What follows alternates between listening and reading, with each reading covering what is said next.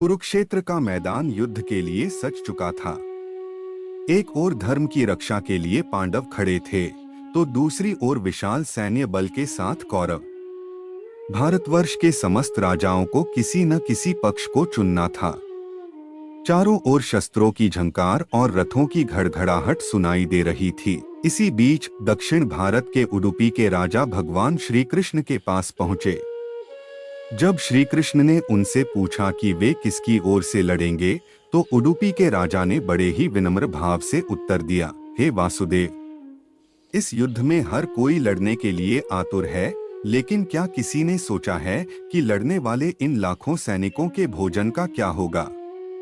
भूखा सैनिक युद्ध नहीं कर सकता। इसलिए मैं इस युद्ध में शस्त्र नहीं उठाऊंगा, बल्कि दोनों पक्षों की सेनाओं के लिए भोजन बनाने का दायित्व संभालना चाहता हूँ। श्री कृष्ण उनकी दूरदर्शिता और सेवा भाव को देखकर मुस्कुराए और उन्हें अनुमति दे दी। युद्ध शुरू हुआ, लेकिन उडुपी के राजा के सामने एक ऐसी चुनौती थी जो किसी भी कुशल प्रबंधक के पसीने छुड़ा दे। कुरुक्षेत्र का युद्ध कोई साधारण युद्ध नहीं था। हर दिन हजारों सैनिक वीरगति को प्राप्त हो रहे थे। राजा के सामने सबसे बड़ा सवाल यह था कि वे रोज कितना खाना बनाएं।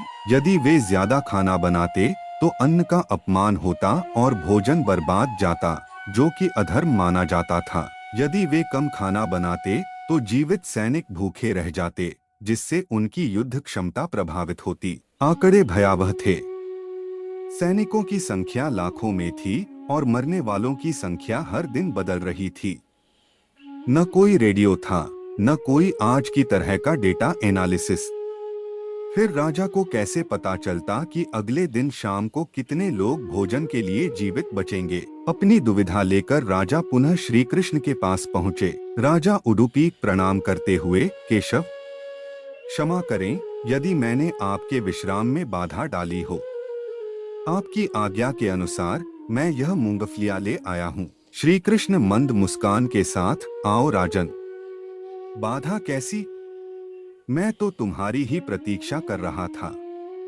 भोजन की व्यवस्था कैसी चल रही है? राजा उडुपी चिंतित स्वर में, व्यवस्था तो सुचारू है प्रभु, परंतु मेरा मन अशांत है। कल सूर्योदय के साथ ही विनाश का तांडव शुरू होगा। लाखों की सेना भोजन करेगी, पर सूर्यास्त तक उनमें से कितने जीवित लौटेंगे, यह केवल आप जानते हैं। अन्न की बर्बादी अधर्म है और सैनिकों को भूखा रखना पाप। मैं इस धर्म संकट से कैसे निकलूं? श्री कृष्ण पात्र से एक मूंगफली उठाते हुए, राजन, संसार में जो कुछ भी घटित होता है उसका एक संकेत पहले ही मिल जाता है। बस उसे देखने वाली दृष्टि चाहिए।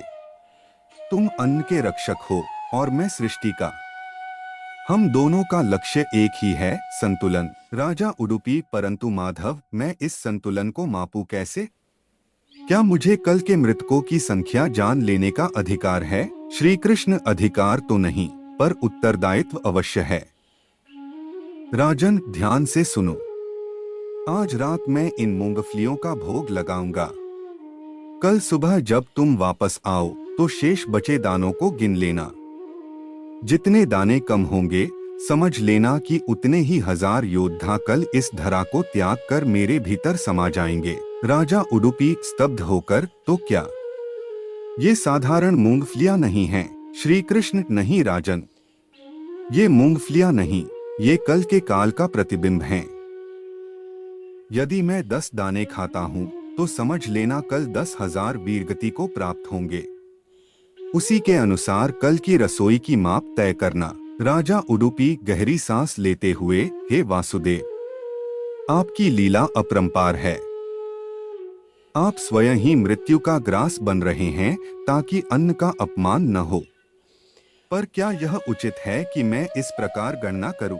श्री कृष्ण गंभीर स्वर में, राजन, युद्ध केवल शस्त्रों से नहीं, व्यवस्था से भी जीता जाता है। यदि तुम अन्न बचाओगे तो तुम भी पांडवों की विजय में उतना ही योगदान दोगे जितना अर्जुन अपने गांडीव से देगा। जाओ, अब निश्चिंत होकर सो जाओ। राजा उडुपी श्रद्धा भाव से झुककर, जो आज्ञा प्रभु। अब मेरा भ्रम दूर हो गया है। कल से मेरी रसोई में न तो कोई भूखा रहेगा और न ही नीति से अधिक एक भी दाना पकेगा। युद्ध के पहले दिन की समाप्ति हुई। रात के सन्नाटे में राजा उडुपी श्री कृष्ण के शिविर में मूंगफली का पात्र कटोरा लेकर गए। अगली सुबह जब उन्होंने बचे हुए दानों को गिना तो पाया कि श्री कृष्ण ने ठीक 10 मूंगफलियां खाई थीं। राजा ने गणित लगाया और उस दिन ठीक उतने ही लोगों का भोजन कम बनाया जो कि गणना के अनुसार कम होने वाले थे। शाम को जब सैनिक भोजन करने आए तो आश्चर्यजनक रूप से भोजन न तो एक दाना बचा और न ही कम पड़ा। यह सिलसिला पूरे 18 दिनों तक चला।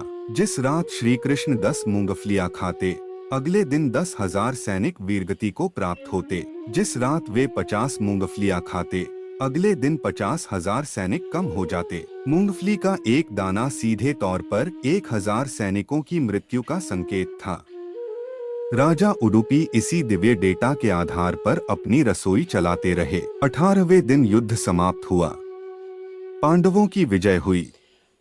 जीत के जश्न के बीच युधिष्ठिर को एक बात ने बहुत हैरान किया। उन्होंने उडुपी के राजा को बुलाया और पूछा, हे राजन, इस भीषण युद्ध में हर कोई उद्वेलित था, लेकिन आपकी प्रबंधन शक्ति ने हमें चकित कर दिया। हमने देखा कि युद्ध के मैदान में रसद की कभी कोई कमी नहीं हुई और सबसे बड़ी बात, एक दाना अन्न भी कभी व्यर्थ नहीं गया। आपने यह चमत्कार कैसे किया? राजा उडुपी ने विनम्रता से सिर झुकाया और श्री कृष्ण की ओर इशारा करते हुए कहा, महाराज, यह मेरा चमत्कार नहीं बल्कि वासुदेव की लीला थी। उन्होंने सारा रहस्य खोलते हुए बताया कि कैसे श्री कृष्ण हर रात मूंगफली खाकर उन्हें अगले दिन की क्षति का संकेत दे देते थे। यह कथा हमें 2 महत्वपूर्ण बातें सिखाती है। एक, अन्न का महत्व। युद्ध जैसे विनाशकारी समय में भी उडुपी के राजा और श्री कृष्ण ने अन्न की बर्बादी को रोकने को प्राथमिकता दी।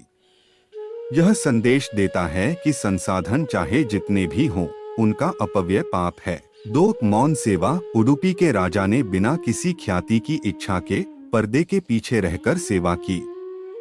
उन्होंने शस्त्र नहीं उठाए, लेकिन उनके द्वारा खिलाए गए भोजन ने ही पांडवों की सेना को बल दिया। निष्कर्ष, उडुपी के राजा का यह भोजन प्रबंधन आज भी मैनेजमेंट गुरुओं के लिए एक मिसाल है।